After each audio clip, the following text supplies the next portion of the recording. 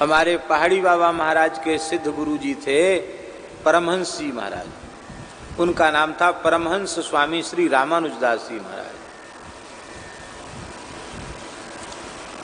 श्री अयोध्या वाले दिगंबर अनी अखाड़े के श्री महंत राम जन्मभूमि मुक्ति न्यास के उस समय के अध्यक्ष श्री परमहंस रामचंद्रदास जी महाराज, उनके गुरुजी और हमारे पहाड़ी बाबा महाराज के सिद्ध गुरुजी, उनसे उन्होंने साधन लिया था।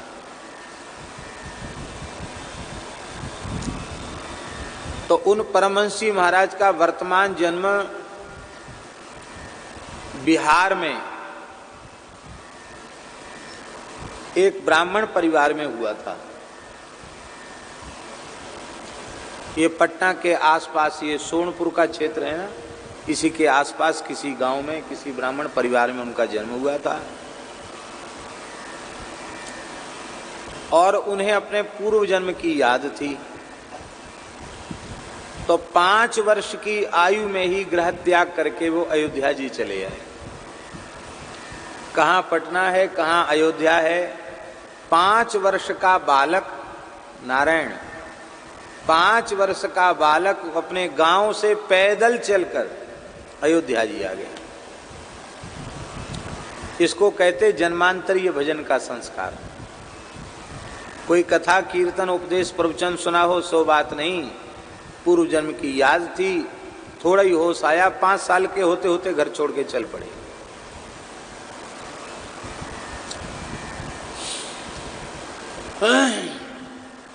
अयोध्या जी में कहीं दर्शन करने नहीं गए। सरयू जी में स्नान करके, माझा एक जगह है सरयू जी के किनारे, अभी भी माझा में अच्छे अच्छे भजनानंदी संत विराजते हैं। 3-3, 3.5 लाख नाम नित्य प्रति लेने वाले संत अभी भी बहुत बड़ी संख्या में अयोध्या में विराजते हैं। मधुकरी मांग कर पाते हैं, भजन करते हैं, मधुकरिया संत।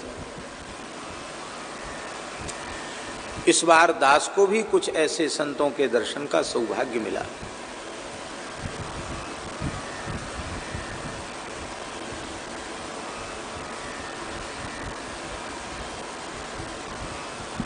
ऐसे संत जिनकी कुटिया में एक कमंडल पानी का भी संग्रह नहीं रखते, और कोई चीज का तो जाने दो, पानी का संग्रह नहीं। रुपया कौड़ी तो बहुत दूर की बात हो गई, कपड़ा लत्ता बहुत दूर की बात हो गई, एक कमंडल भर के पानी का संग्रह नहीं रखते। प्यास लगेगी तो सरयू जी से जल लेके आएंगे, संग्रह नहीं। अहरनिश भजन करने वाले संत अभी भी विराजते हैं। उसी क्षेत्र में माझा में एक झाड़ी में आकर वे छिपकर बैठ गए और इस निश्चय के साथ बैठे कि साधन पथ पर आगे बढ़ने के लिए सद्गुरु की महती आवश्यकता होती है। पुराणों में यदि हम देखें तो पुराणों में तो ये लिखा है, स्कंद पुराण का श्लोक है, भगवान शंकर पार्वती जी से कह रहे हैं, अधीक्षितस्य बामूर कृतम सर्वम निरर्थकम पशु योनि मवाप्नोति दीक्षाहीनो मृतो नरः। भगवान शिव कह रहे हैं कि जिसने मनुष्य जन्म प्राप्त करके भगवान की शरणागति ग्रहण नहीं की, वैष्णवीय दीक्षा संस्कार ग्रहण नहीं किया, कृतम सर्वम निरर्थकम, उसके द्वारा किया हुआ जितना साधन है वह व्यर्थ है, निरर्थक है। यदि बिना वैष्णवता के प्राण निकल गए, शरीर छूट गया, तो पशु योनिम अवाप्नोति, बिना भगवत शरणागति के देह छूट गया तो पशु के शरीर में जाना पड़ता है। महाराष्ट्र में और कर्नाटक क्षेत्र में एक भगवान शिव का उपासक संप्रदाय है जिसे लिंगायत कहते हैं। बड़ा पवित्र संप्रदाय है लिंगायत। काशी में जंगम बाड़ी मठ उनका बहुत पुराना मठ है। उनके यहाँ गृहस्थ भक्त भी बड़े कट्टर होते हैं। साधु तो जो हैं सो है ही हैं, विरक्त भक्त भी उनके बड़े कट्टर होते हैं और उस परंपरा में भी बड़े बड़े सिद्ध हुए हैं। तो लिंगायतों में एक परंपरा है कि बच्चे का जन्म होते ही, अभी उसका नालो छेदन नहीं हुआ है, नाल नहीं कटा, उसके पहले ही उसके कंठ में एक रुद्राक्ष धारण करा दिया जाता है और पंचाक्षर शिव मंत्र का उपदेश कर दिया जाता है। वो माताएं ही कर देती है। और एक छोटा सा शिवलिंग उसके बिल्व पत्र के साथ उसके दाहिने हथेली पर रख दिया जाता है। वो भी शिवलिंग बनाने की पद्धति भी उनकी अलग है। बिल्व पत्र और भस्म जाने क्या क्या चीज मिलाकर शिवलिंग बनाते हैं। और वो शिवलिंग जब तक वो बच्चा थोड़ा सावधान नहीं हो गया तब तक उस शिवलिंग की पूजा उसकी माँ करती। उसके पूजन किए बिना जल नहीं पिएंगे। और बच्चा थोड़ा सा 8-9 साल का हो गया तो उसके गले में वो शिवलिंग बांध दिया जाता है एक डिब्बी बना के। और प्रत्येक लिंगायत स्नान करके सबसे पहले वो शंकर जी को नहवाएगा, बिल्वपत्र अक्षत चढ़ाएगा, जल चढ़ाएगा और तब जल पिएगा। भस्म धारण करेगा तब जल पिएगा। अब गृहस्थों में भी ये परंपरा है।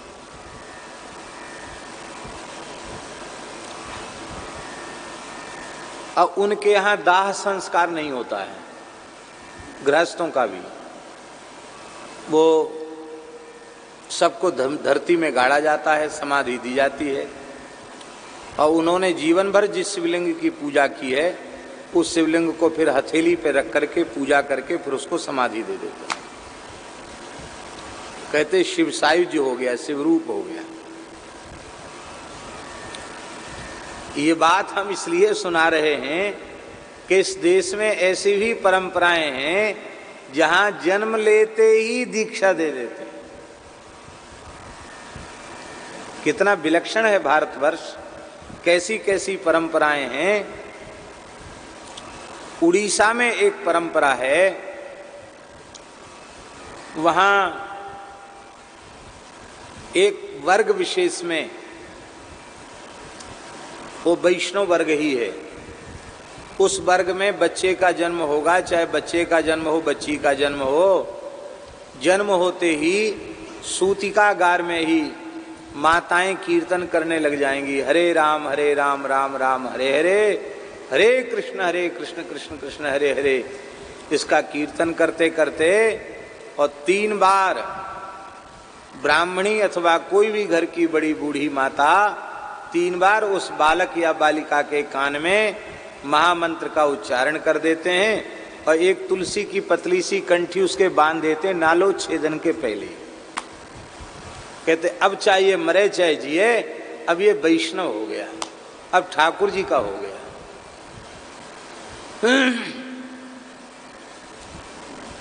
तो मृत्यु का तो कोई ठिकाना है क्या, कौन कब मरेगा। इसलिए पशुयोनिम अवापनोति दीक्षाहीनो मृतो न रहा। दीक्षा से हीन व्यक्ति पशु योनि में चला जाता है। हमको फिर से पशु ना बनना पड़े, भगवान ने कृपा करके मनुष्य बनाया, हमें फिर पशु योनि में न जाना पड़े, इसके लिए मानव जन्म ग्रहण करने के बाद भगवत शरणागति अत्यंत अत्यंत अपेक्षित है, होनी ही चाहिए।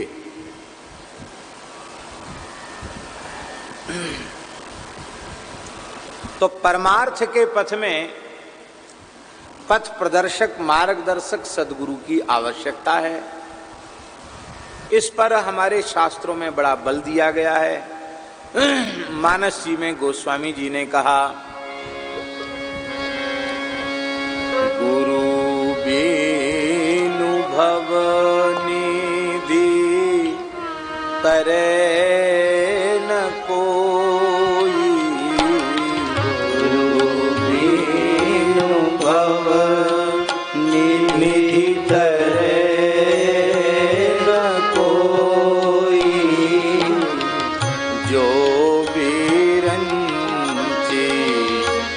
शंकर सम होई, जो विरंजे शंकर सम होई।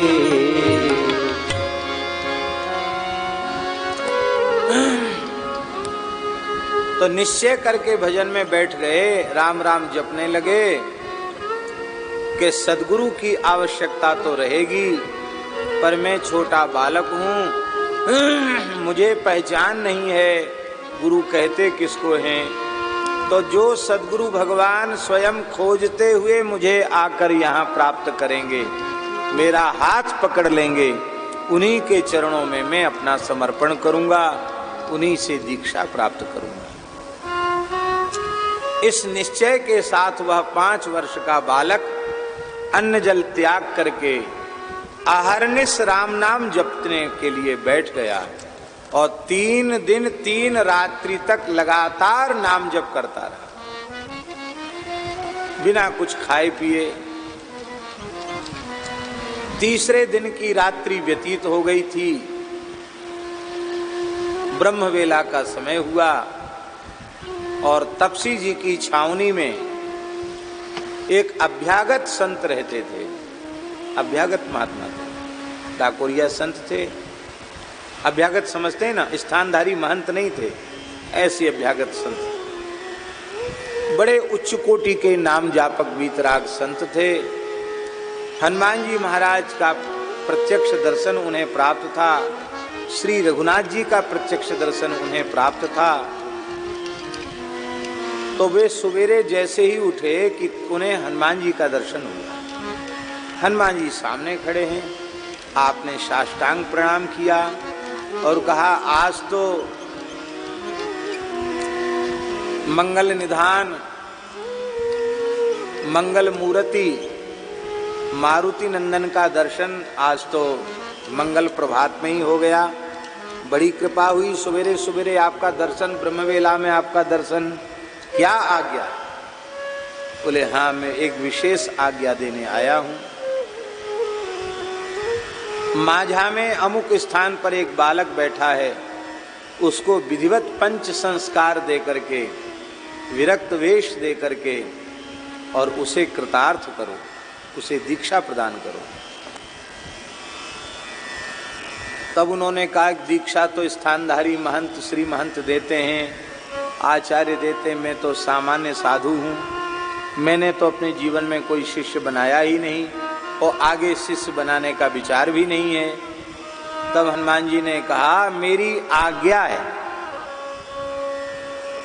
ऐसा शिष्य पाकर तुम धन्य हो जाओगे। तब वे गए तो सरयू जी स्नान किया और सरयू जी स्नान करके अपने ब्रह्म पात्र में जल लेके आए और खोजते हुए वहां आए तो बालक के पास आए और आते ही उन्होंने अपने आप दाहिना हाथ पकड़ के उठा दिया, उठो बालक, मैं आ गया तुम्हारा गुरु। सरयू जी में गोता लगाओ और आ जाओ। स्नान करके बालक आया, वहीं की तीर्थ की मिट्टी सरयू जी की रज से ही ऊर्ध्वपुंड्र तिलक कर दिया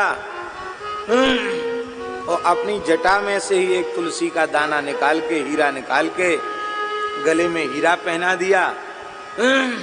अपने कपड़े में से ही फाड़ करके अचला लंगोटी पहना दिया, विरक्त भेष हो गया। मंत्र दे करके कहा कि अब जाओ भजन करो। बस इतना ही था गुरु जी और चेला जी का मिलन। अपने संग ले आए हो, कुछ दिन रखो, सो कुछ नहीं।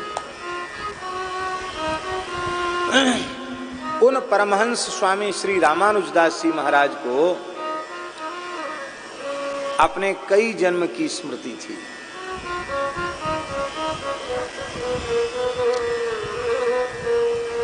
पूज्य श्री रणछोड़ दास जी महाराज भी उनके साधक थे। रणछोड़ दास जी महाराज चित्रकूट वाले, और पूज्य श्री पहाड़ी बाबा महाराज खाकचौक वाले महाराज जी भी उनके साधक थे। इस नाते से पूज्य श्री रणछोड़ दास जी और महाराज जी में गुरु भाई का संबंध था।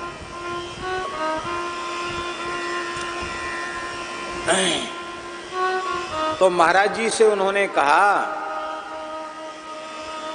कि अपने पूर्व जन्म की भजन स्थली तुमको दिखाते हैं।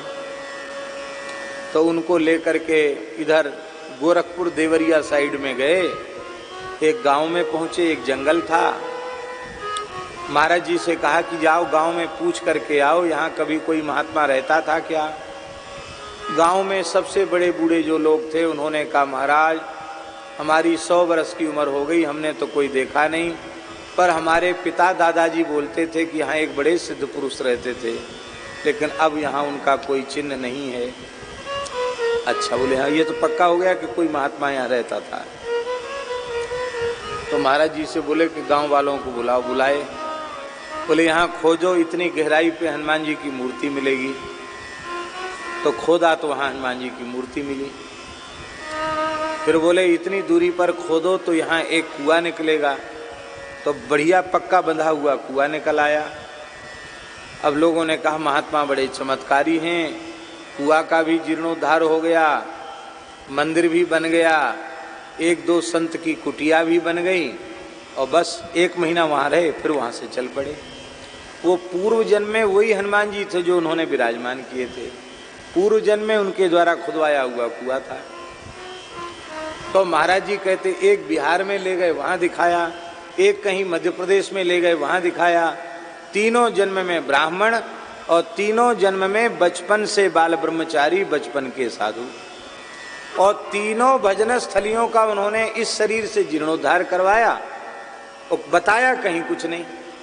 और सब जगह प्रमाण, हाँ इतने साल पहले वहाँ, इतने वर्ष पहले वहाँ, इतने वर्ष पहले वहाँ।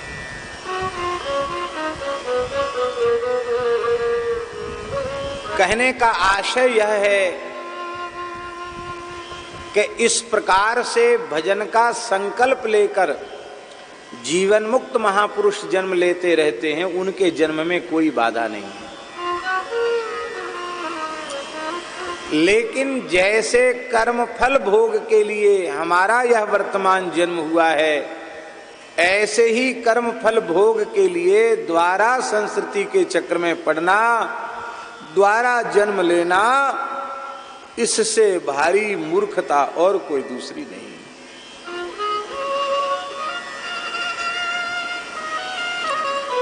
इसलिए हमने कहा था कि जैसा बानक अब बना है वैसा बानक फिर बनने वाला नहीं है। न वैसे माता पिता मिलेंगे, न वैसे संत सदगुरु मिलेंगे, दूसरे पंडित जी मिलेंगे, दूसरे गुरुदेव भक्तमाली जी मिलेंगे, दूसरे मामा जी मिलेंगे। बोलो,